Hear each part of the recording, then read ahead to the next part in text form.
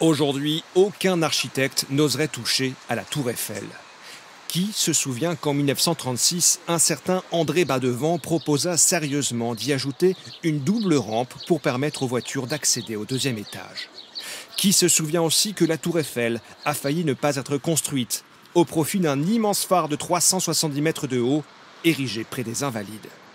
Autant de projets fous auxquels Paris a échappé et qui sont méthodiquement recensés dans ce livre. Premier constat, ces 2 derniers siècles, les architectes ont rivalisé d'imagination.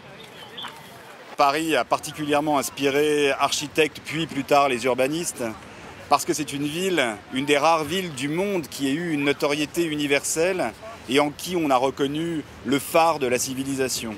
Donc forcément, ça a éveillé les tentations. Première cible, les grandes places publiques. Sur la place de la Bastille, plus aucune trace de la forteresse prise en 1789. À la place, cette colonne qui commémore la Révolution de 1830. Mais entre ces 2 dates, il y a eu bien d'autres projets beaucoup plus exotiques, et notamment cet éléphant géant.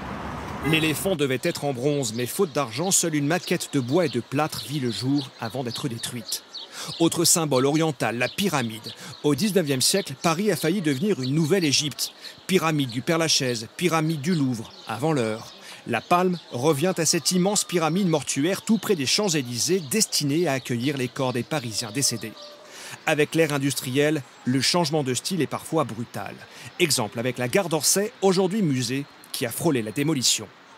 Dès 1935, des architectes imaginent de la remplacer par un immense palais des fêtes et des sports. Dans les années 20, on croit sincèrement qu'à terme on se déplacera en avion particulier.